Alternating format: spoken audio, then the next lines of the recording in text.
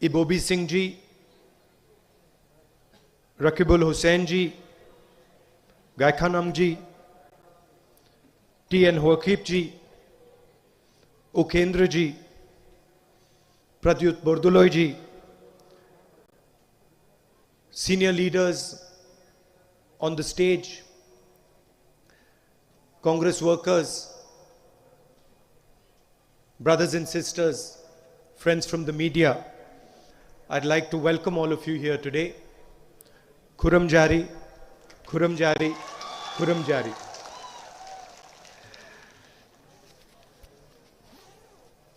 A few days ago,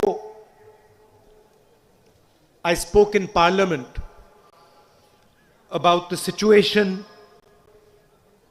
in our country. And over there, I described our country as a union of states. And this is the definition of our beautiful India in the Constitution. In the Constitution, we chose to define ourselves as a union of states. The BJP and the RSS reacted to my speech. They did not like that I said India was a union of states. There are two definitions of our country. One definition, that it is a union of states, a union of people, where every single state has a right, an equal right in India. Every single state has a right to have a language, a culture, a history, a way of looking at themselves. This is one vision of India, the vision that we believe in. There is also the BJP vision, which we fight. Their vision is that there is one ideology, one idea, one language that is superior to all the other ideas, all the other languages, thank you, all the other cultures. This is the battle that is taking place in India today. So when the BJP comes to Manipur and the RSS comes to Manipur, they come not with respect, not with understanding. They come with a sense of superiority. When I come here, I don't come with a sense of superiority. I come with humility. I come with humility because I understand that you have a lot to give. I come with humility because I know that there is a lot I can learn from you. From the diverse tribes, from the valley, from the hills, from everybody here, there is something I can learn from your history, from your culture, from your language, from the way you treat your women, there's something that I can learn and I can take back with me when I go home. That's not the idea that the Prime Minister comes with.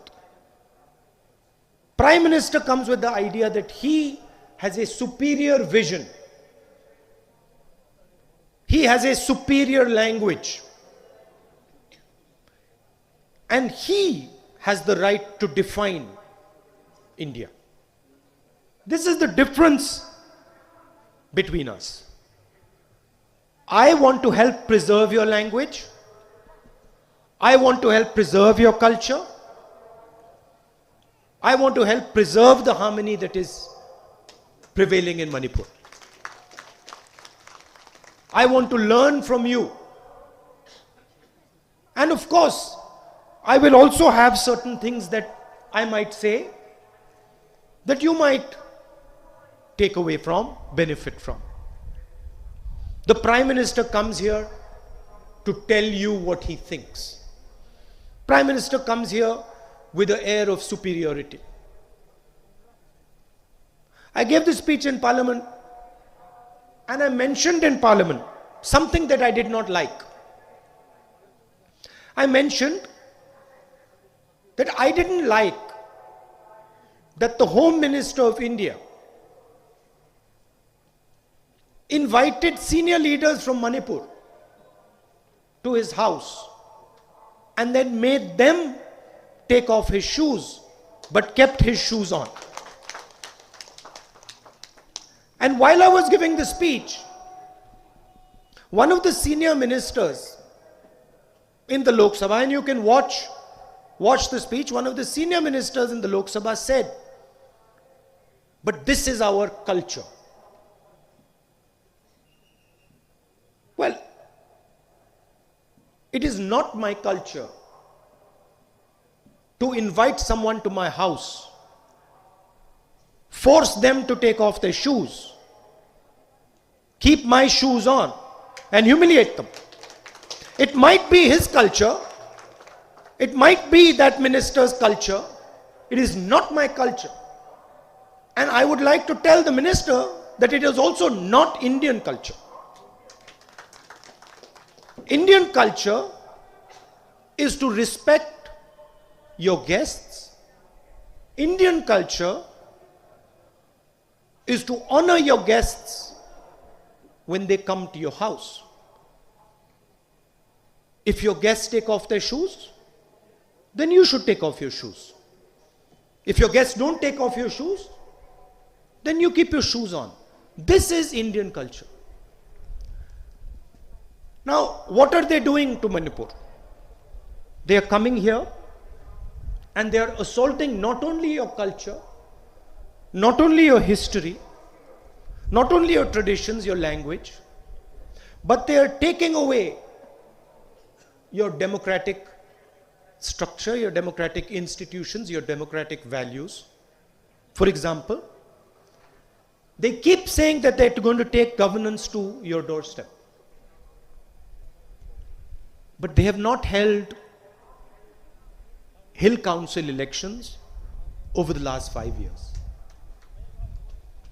How do you take governance to your doorstep if you do not empower the people of Manipur, if you do not allow the people of Manipur to hold elections? Narendra Modi ji 2014 में बहुत वायदे करते थे. जहां भी जाते थे, कहीं कहते थे 2 करोड़ युवाओं को 1 साल में रोजगार दूंगा, कहते थे 15 लाख रुपए हर बैंक अकाउंट में डाल दूंगा, कहते थे कि किसानों की जिंदगी बदल दूंगा, आमदनी दुगनी कर दूंगा. अब मैं आपसे पूछना चाहता हूं, अब जब नरेंद्र मोदी आते हैं, कल आएंगे, तो वो रोजगार की बात क्यों नहीं करते? 15 लाख रुपए देने की बात क्यों नहीं करते? किसानों की आमदनी की बात क्यों नहीं करते? नोटबंदी की बात क्यों नहीं करते? गलत जीएसटी की बात क्यों नहीं करते? जो 3 काले कानून किसानों के खिलाफ 3 कानून जो उन्होंने लागू किए, उसकी बात क्यों नहीं करते? नरेंद्र मोदी ये क्यों नहीं कहते कि नोटबंदी के कारण, गलत जीएसटी के कारण, जो कोविड के समय उनका रिएक्शन था, उसके कारण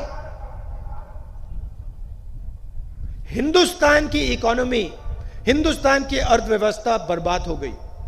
नरेंद्र मोदी जी ये क्यों नहीं कहते कि आज हिंदुस्तान में 40 साल से सबसे ज्यादा बेरोजगारी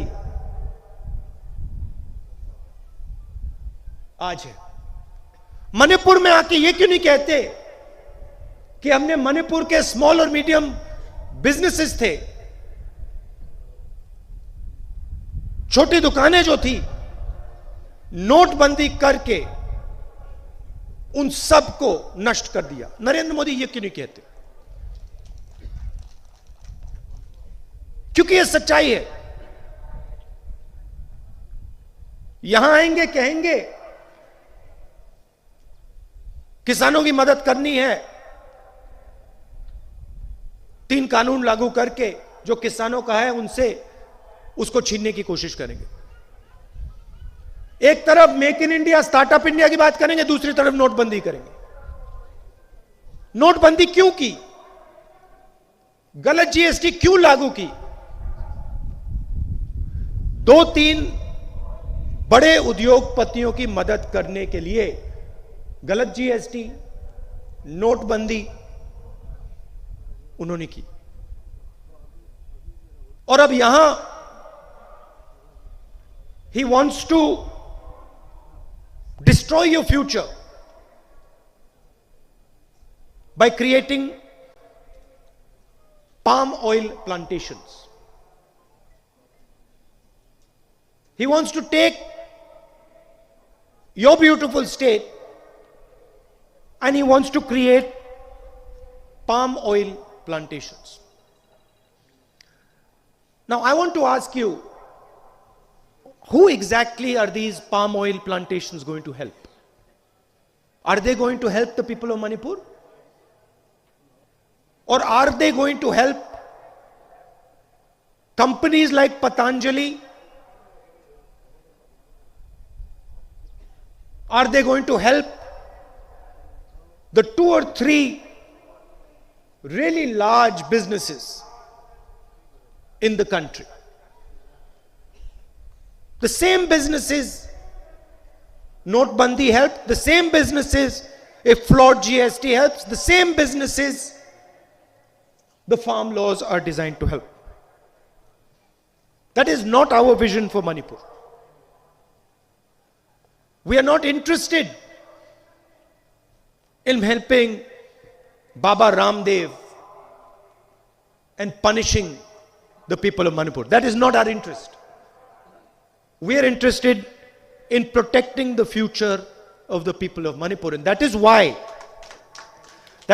we are committed to guaranteeing MSP for horticultural products. That is why we want to make Manipur self-sufficient in rice production. That is why we want to expand irrigation facilities so that farmers will be able to grow 2 to 3 crops a year. This is the difference between the visions. They want to help 1 or 2 large business people. They want to transform Manipur into palm oil plantations. We want to empower the rice farmers of Manipur. We want to transform horticulture in Manipur. We want to guarantee a minimum price to the farmers of this wonderful state. Let's talk about the real strength of this state. And I can see many of you sitting here in the front rows, the women of Manipur. BJP talks about women. I want to ask you, how many IMA markets has the BJP created over the last 5 years? The Congress party created a unique market,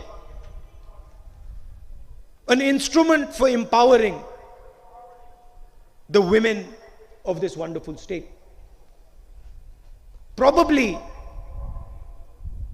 the only market in the country which is fully controlled and run by women. And what did the BJP do to that market? Did they improve it? Did they strengthen it? Did they expand it? No. What we had built, they weakened. They destroyed. How is that the empowerment of women? We built one IMA market. We are committed to building many more IMA markets in Manipur. But by far, our biggest commitment is to guarantee 1/3 reservations for women in Manipur.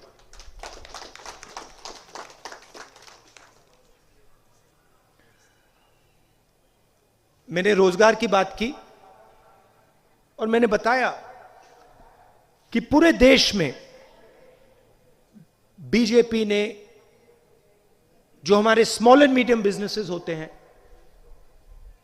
छोटे दुकानदार होते हैं, उन पर आक्रमण किया। नोटबंदी, गलत जीएसटी और कोविड के समय जो उनके एक्शंस थे, उससे जो लोग हिंदुस्तान को रोजगार देते हैं, स्मॉल और मीडियम इंडस्ट्री, छोटे दुकानदार, बीजेपी ने उनकी कमर तोड़ दी। आज पूरे देश में रोजगार नहीं पैदा होता। यही हालत मणिपुर में है और मणिपुर के युवा इसको बहुत अच्छी तरह समझते हैं। कांग्रेस पार्टी मणिपुर में एमएसएमई सेक्टर को रिवाइव करेगी और हमारा फोकस जो स्मॉल और मीडियम बिजनेसेस होते हैं, जो देश को और मणिपुर को रोजगार देते हैं, उनकी रक्षा और उनको सरकार की पूरी सपोर्ट देने का काम करेगी।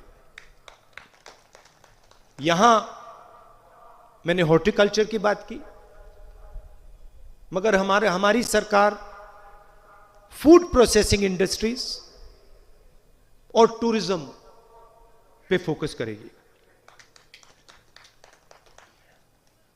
फूड पार्क लगाकर फूड प्रोसेसिंग इंडस्ट्रीज पे फोकस कर मणिपुर के किसान सीधा जो उगाते हैं, सीधा वो फूड प्रोसेसिंग सेंटर्स में जाकर बेच पाएंगे और उनको डायरेक्ट जेब में पैसा मिलेगा।